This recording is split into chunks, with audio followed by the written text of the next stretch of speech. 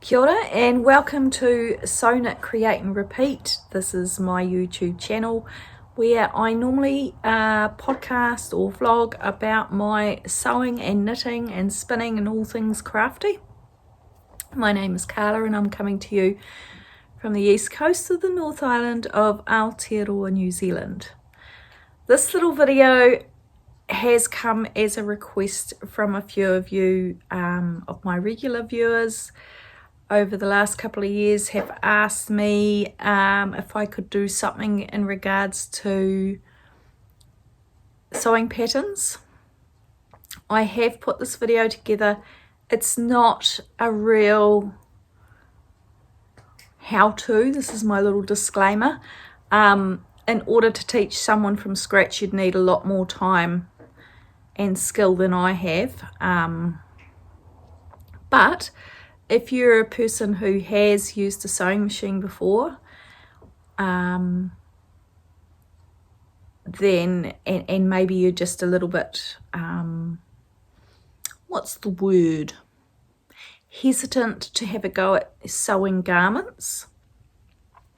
This video is just going to walk you through some pattern markings and things to look out for on dressmaking patterns, so that and just a little cheer along on the sidelines from me, and some encouragement to just have a go.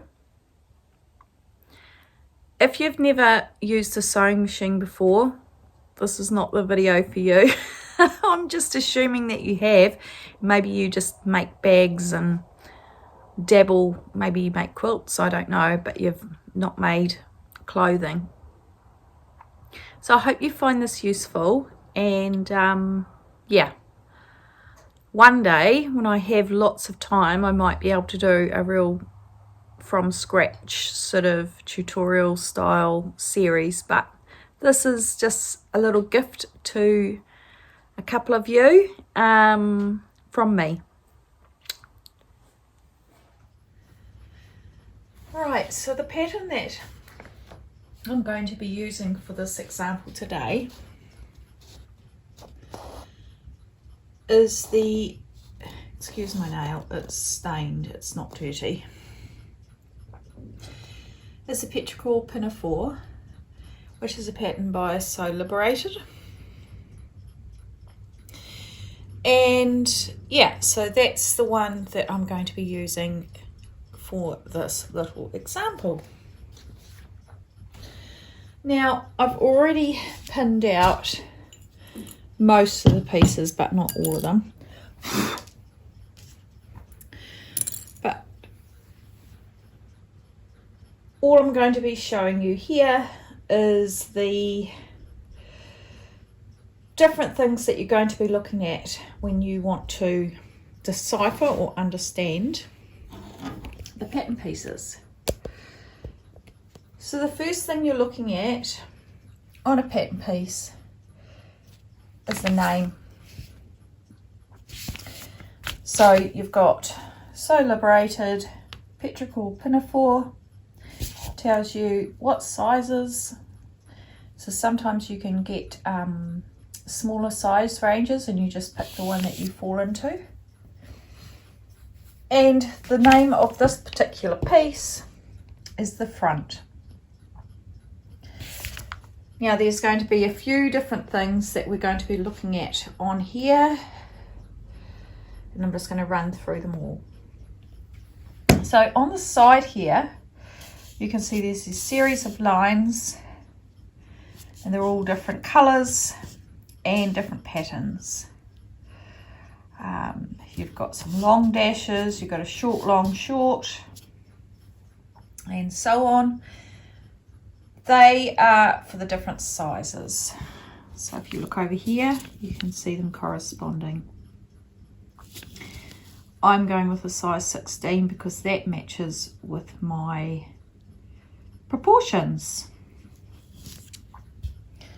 So that's the first thing to look at. The next thing is where to place it on your piece of on your fabric. you'll see here that there is an arrow that runs all the way along. All your pattern pieces should have an arrow on it. And that arrow should run parallel with the grain of the fabric. So that means we don't want it sitting on the fabric diagonally. We want it running exactly the same. The other thing is that this is going to tell you to place this edge on the fold. Now some patterns will actually have a line that goes like that with arrows.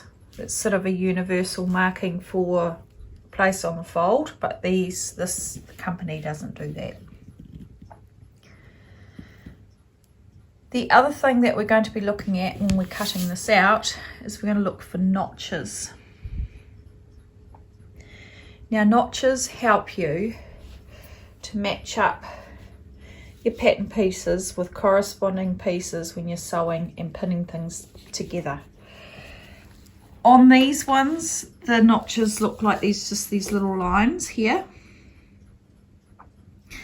Some pattern companies will have a triangle, little triangle that'll stick out. But with this one and a lot of new ones, you're just going to get a little line.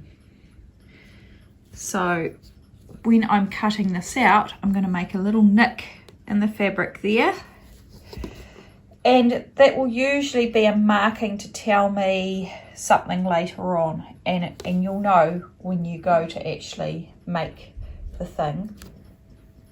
When you're going through the construction instructions, it'll tell you match notches or sew to a notch or what have you.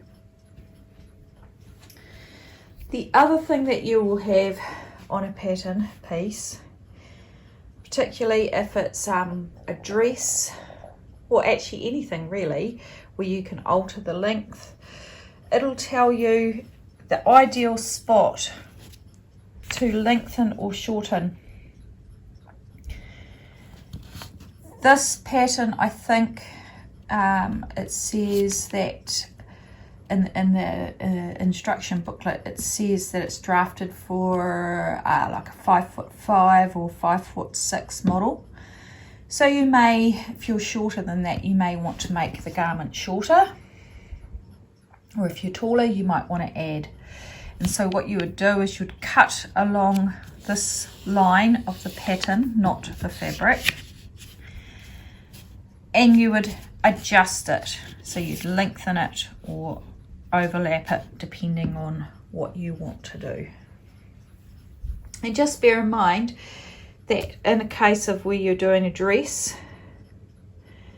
and you've got a front and a back, make sure that you do the same thing to the back as you do to the front, or vice versa.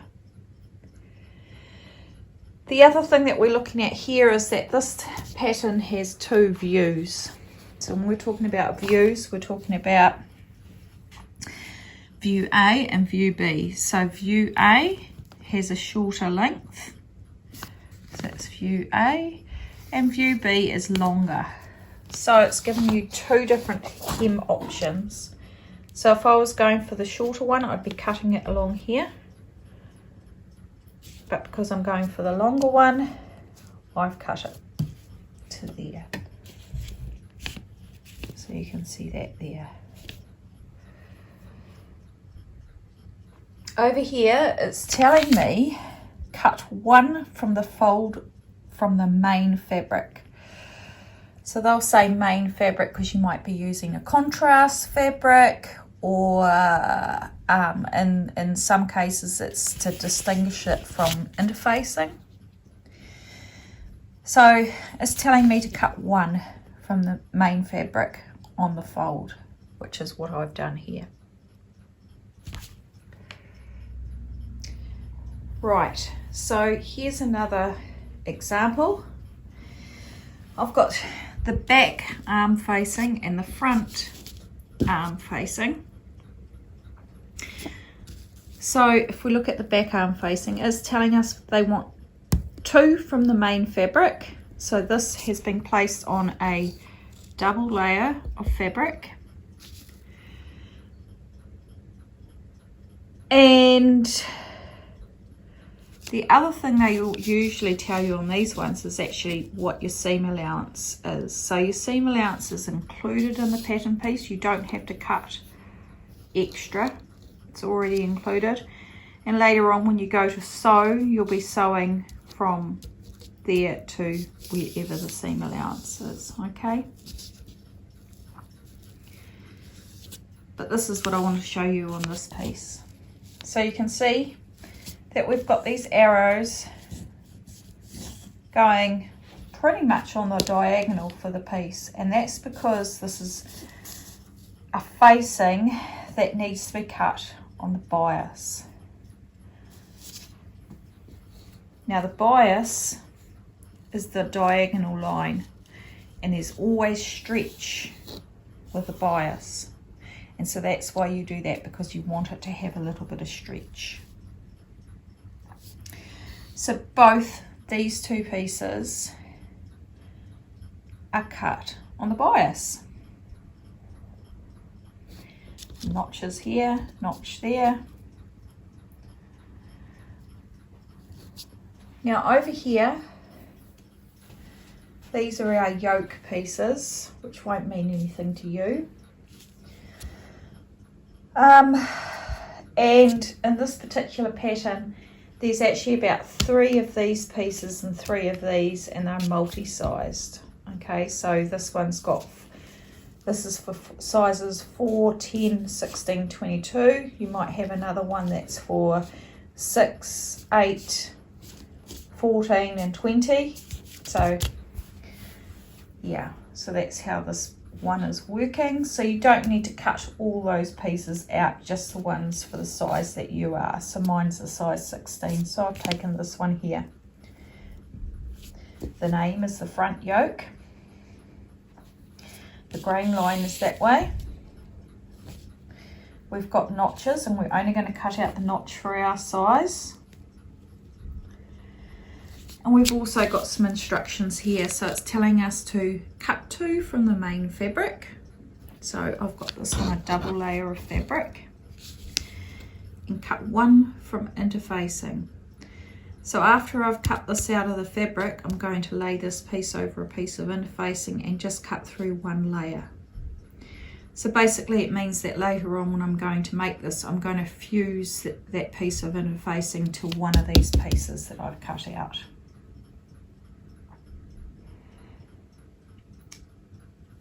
And it's exactly the same for this one here, the back yoke.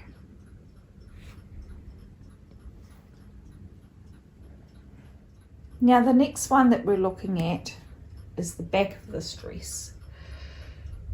So while the front is cut on the fold, because we don't want a seam line down the centre, this one has asked you to cut 2 pieces. So it means it's not cut on the fold. So there will be a cut line down there. It's got all the same markings, and it's also got notches. Now I know, because I've sort of been working with these quite a while, that these particular notches here on the side will be marking where the pocket will be placed. It's telling me to cut 2 from the main fabric. I've got the grain line running that way, so I've got it laid parallel. And then at the top you can see that we've got these markings up here. So we've got a notch here. We've actually got a notch there, and we've got a notch here. And we've also got these drill holes here, which you're just going to make sure that you mark those onto your pattern, because you're going to need them later. There'll be a reason for them. They could be various reasons. You could be matching drill hole to drill hole. You could be, yeah, there's lots of reasons. It could be marking a point that you need for some reason. So just transfer that marking onto your pattern, onto your fabric, with a chalk pen or something similar.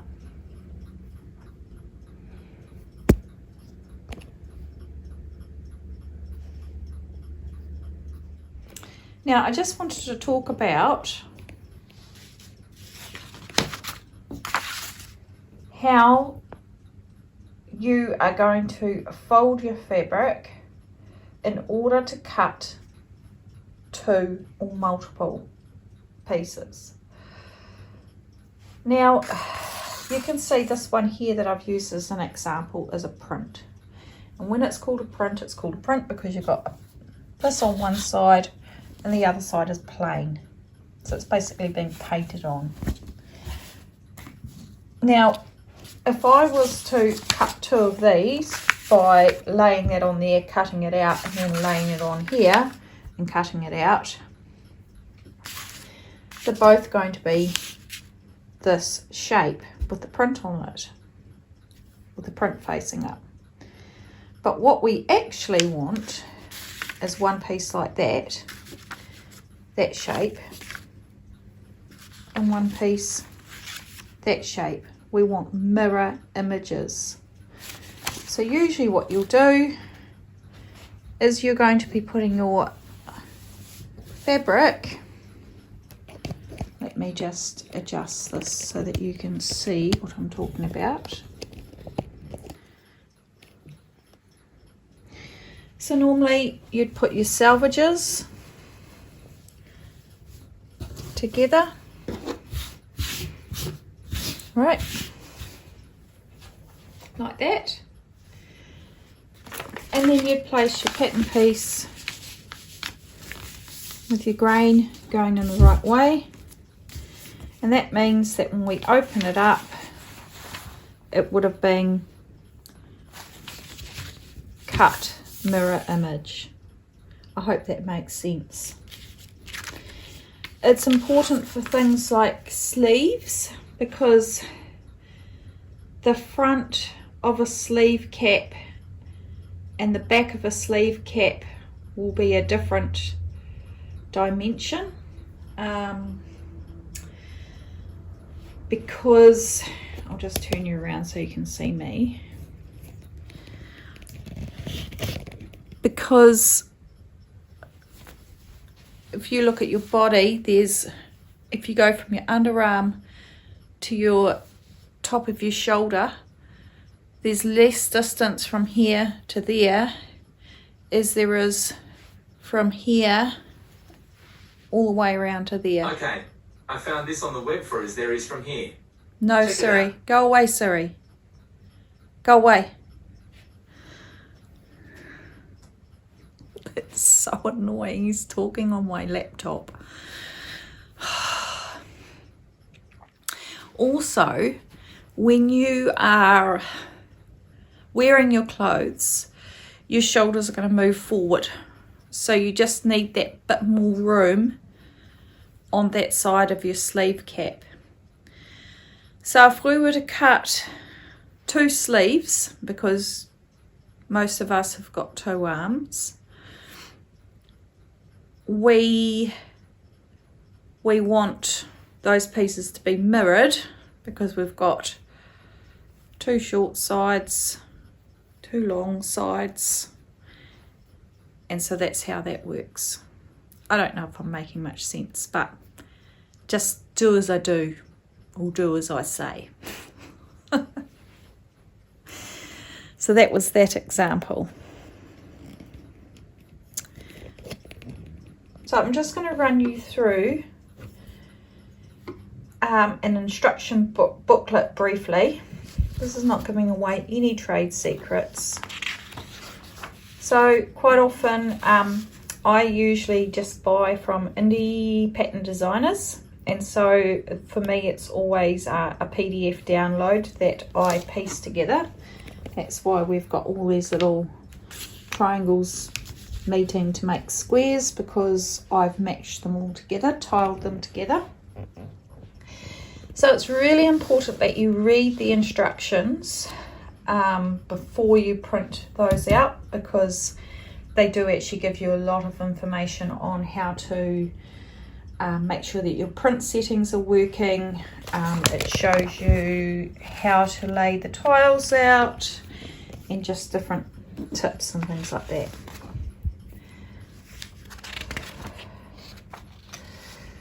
So I always just cut mine out, but you can just have one big piece and then just use tracing paper, but to me that's just a big faff. I'm only making these garments for myself, so I don't really need to worry about keeping that original. So they always give you a little bit of information about the fit, how the fit should look. This one here is telling you some of the things that you will be learning. So the skills used are stay stitching, top stitching and understitching. We've got facings and bias finishing, gathers and pleats, clipping and grading and reverse corners.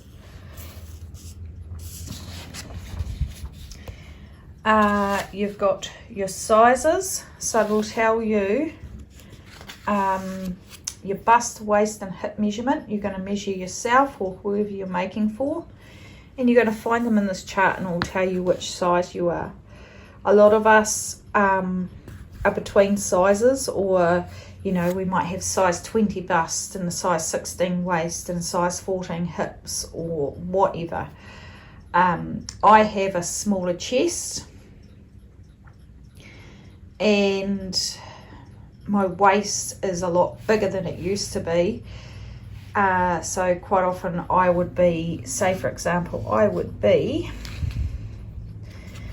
so for me my bust is actually 105 centimeters, my waist is closer to like 95, and my hips are probably up here. However, this has actually told me that it's an oversized garment and there's lots of positive ease. So I've gone with my bust measurement because I don't want it to be too big on top. If I needed it to be really fitting all the way through, I would probably grade between sizes, but that's just a little bit advanced. But I've looked at the finished garment measurements and I know that it will fit me. And then it'll give you some tips on how to lay your pattern pieces out. I never worry about that because I've been doing it long enough. It also tells you what pattern pieces you have, which is quite good because you may, when you're chopping all this stuff up, the amount of times you throw a little piece away without realizing. And then it's just going to go through step by step with really good illustrations on how to put or construct your garment. It is really important to read the instructions, and you really can't go wrong. So Liberated are really good. You won't have too many questions to ask with them. They're really good. So yeah, I'm going to make this pinafore and I'm actually making mine out of some scrap linen that I purchased from a designer in smallish pieces, and that's why I have you might notice that I've got some navy there and then there's some dark grey there. So I've sewn a panel of navy to these grey ones so that I can actually fit my pattern pieces on it, and I'll have a feature which I'll show you at the end of this video. So that's just a little brief little rookie pattern demystification video. A pattern is a regularity in the world, in human-made design, or in abstract ideas. Shall I continue? No. Didn't ask him anything.